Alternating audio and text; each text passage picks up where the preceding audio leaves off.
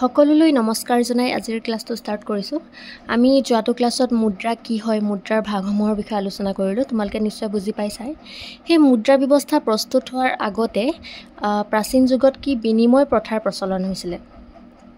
বিনিময় প্ৰথা মানে গম পাইছাই, বস্তুৰ সলনি বস্তু মানুহে আদান প্ৰদান কৰিছিলে। হ'ল সেই বিনিময় প্ৰথাত বিভিন্ন ধৰণৰ অসুবিধা আঁসোৱাহ বিসংগতি দেখিবলৈ পোৱাৰ কাৰণে বিনিময় প্ৰথাটো আঁতৰ কৰি মুদ্ৰা ব্যৱস্থা গ্ৰহণ কৰা হৈছিলে। বুজি পাইছানে? এতিয়াহ'লে বিনিময় প্ৰথা কি হয়, কিনো অসুবিধা হৈছিলে যাৰ ফলত মুদ্ৰা ব্যৱস্থা আহিলে, সেই বিষয়ে আমি আলোচনা কৰিম। বিনিময় প্ৰথা তোমালোকক অলৰেডি মই কৈছোঁ যে বস্তুৰ বিনিময়ত বস্তু আদান প্ৰদান কৰা হৈছে বিনিময় প্ৰথা হ'লে। এতিয়া ইকনমিক্সত যদি ক'বলৈ যাওঁ, আমি বস্তু বুলি ক'লে নহ'ব, দ্ৰব্য বুলি ক'ব লাগিব, কাৰণ এইবোৰ ইকনমিক্সৰ শব্দ হয়। দ্ৰব্যৰ সলনি দ্ৰব্য গ্ৰহণ কৰা প্ৰথাকেই বিনিময় প্ৰথা বুলি কোৱা হয়।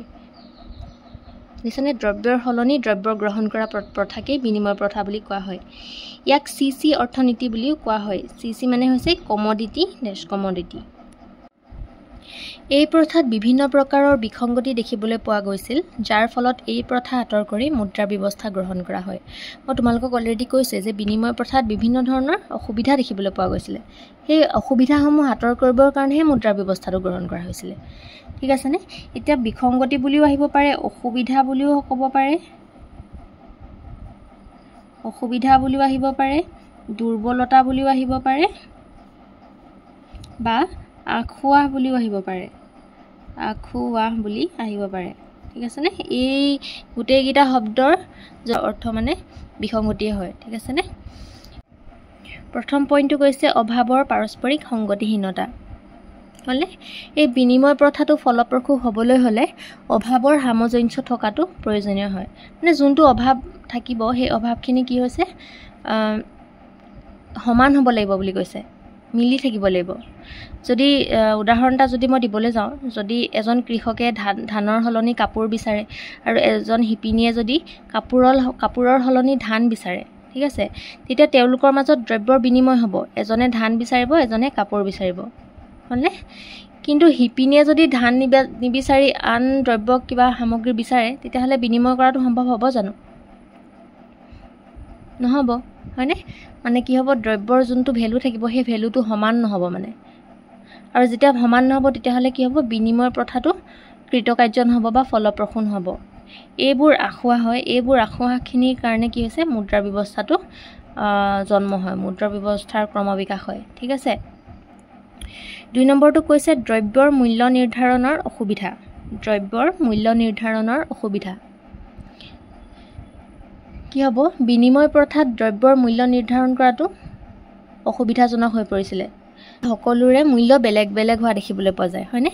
সেয়েহে এটা বস্তুত কিমান দিলে আনটো বস্তু কিমান পৰিমাণে পাব, সেইটো নিৰ্ধাৰণ কৰাটো অসুবিধাজনক হৈ পৰিব। তাৰ পিছতেই মুদ্ৰা ব্যৱস্থাৰ ক্ৰমবিকাশ ঘটে।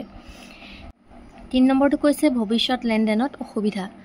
ভৱিষ্যত লেনদেনে ঋণ দান কাৰ্য আৰু ঋণ গ্ৰহণ কাৰ্যক বুজাব, হয়নে? ঋণ দান আৰু ঋণ গ্ৰহণ কাৰ্যক ভৱিষ্যত লেনদেনত বুজাব।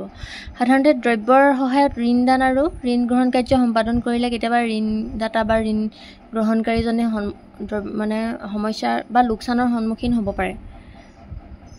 এইবোৰ অসুবিধা হয়, যাৰ ফলত মুদ্ৰা ব্যৱস্থাৰ জন্ম হয়। নেক্সট পইণ্টটো কৈছে সঞ্চয়ৰ অসুবিধা। এতিয়া দ্ৰব্য যদি সঞ্চয় কৰিবলৈ ৰাখিব লগা হয়, তেতিয়াহ'লে কি হ'ব, দীৰ্ঘকালীন সময়ৰ কাৰণে লং টাৰ্মত কি হ'ব, দ্ৰব্যখিনি নষ্ট হৈ যোৱাৰ চান্স থাকে। ঠিক আছেনে? তাৰ ফলত মানুহৰ লোকচানৰ সন্মুখীন হ'ব পাৰে। হ'ল, সেই সঞ্চয়ৰ অসুবিধাখিনি আঁতৰ কৰিবলৈ হ'লে কি হ'ব, মুদ্ৰা ব্যৱস্থাটোৰ প্ৰয়োজনীয়তা আহে। এতিয়া মুদ্ৰা দীৰ্ঘকালীন সময়ৰ কাৰণে আমি সঞ্চয় কৰি ৰাখিব পাৰোঁ, ছেভ কৰি ৰাখিব পাৰোঁ, হয়নে? কিন্তু দ্ৰব্যৰ বিনিময় প্ৰথাত দ্ৰব্য সঞ্চয় কৰি ৰখাটো অসুবিধাজনক, কাৰণ দ্ৰব্য সহজে নষ্ট হৈ যাব পাৰে, ইয়াৰ মূল্যও সঘনাই পৰিৱৰ্তন হয়, হয়নে? সেইকাৰণে কি হৈছে, দ্ৰব্যক দীৰ্ঘকালীন সময়ৰ বাবে সঞ্চয় কৰি ৰাখিব নোৱাৰি, যাৰ ফলত মুদ্ৰা ব্যৱস্থাৰ প্ৰয়োজনীয়তা আহি পৰে। নিশ্চয় বিনিময় প্ৰথাৰ সকলোবোৰ কথা বুজি পালা। এই বিনিময় প্ৰথাৰ যোনখিনি অসুবিধা থাকে, এই অসুবিধাখিনিৰ কাৰণে কি হৈছে, মুদ্ৰা ব্যৱস্থাটোৰ প্ৰচলন হয়। ঠিক আছে? এতিয়া মুদ্ৰা কি? মুদ্ৰাটো কি আমি অলৰেডি গম পাই আহিছোঁ যে বিনিময় মাধ্যম হিচাপে যি সকলোৰে গ্ৰহণযোগ্য, সকলোৱে সেইটো একচেপ্ট কৰিব লাগিব, আৰু যি মূল্য নিৰ্ধাৰণ বা সঞ্চয় কাৰ্যটো সহায় কৰে, তাকে মুদ্ৰা বোলে। বুজি পাইছা নিশ্চয় এই মুদ্ৰাৰ প্ৰধান কাৰ্যসমূহ 2023 4 মাৰ্কছৰ কাৰণে আহিছে দেই 4 মাৰ্কছৰ কাৰণে মুদ্ৰাৰ প্ৰধান কাৰ্যসমূহ আহিছে কাৰ্য মানে ফাংচনছ হল ইয়াৰ কাৰ্যসমূহ মই বুজাই দিবলৈ চেষ্টা কৰিম মুদ্ৰাৰ কাৰ্যসমূহ প্ৰথমতে কি হৈছে মুদ্ৰা বিনিময় মাধ্যম মুদ্ৰাই বিনিময় মাধ্যম হিচাপে কাম কৰে হয় নাই দ্ৰব্যৰ হলনি দ্ৰব্য লোৱাৰ বিপৰীতে মুদ্ৰাই কি কৈছে মুদ্ৰাৰ হলনি দ্ৰব্য গ্ৰহণ কৰিব পাৰে ই বিনিময় মাধ্যম হিচাপে কাম কৰে এটো একেবাৰে সহজ হয় তাৰপিছত মুদ্ৰাই কি হৈছে মূল্য নিৰ্ধাৰণ কৰে মূল্য নিৰ্ধাৰণ কাৰ কৰে দ্ৰব্যৰ মূল্য নিৰ্ধাৰণ কৰে কোনে কৰে মুদ্ৰাই কৰে এটো মুদ্ৰাৰ আনটা কাম কাৰ্য নেক্সট কৈছে সঞ্চয় কাৰ্য মুদ্ৰা কি হৈছে মই আগতে বিনিময় প্ৰথাটো মই বুজাই আহিছো যে মুদ্ৰাই সঞ্চয় কৰাত কি হয় দীৰ্ঘকালীন সময়ৰ কাৰণে মুদ্ৰা সঞ্চয় কৰি ৰাখিব পাৰি হয় নাই যাৰ ফলত মুদ্ৰা বেয়া হোৱা দেখা জানো মুদ্ৰা বেয়া হৈ নাযায় এই সঞ্চয় কাৰ্যটো হৈছে মুদ্ৰাৰ আন এটা কাৰ্য তাৰ পিছত আহিলে ভৱিষ্যতৰ লেনদেন কাৰ্য মুদ্ৰাই ভৱিষ্যত লেনদেন কাৰ্যটো সহায় কৰে অৰ্থাৎ ঋণদান বা ঋণ গ্ৰহণ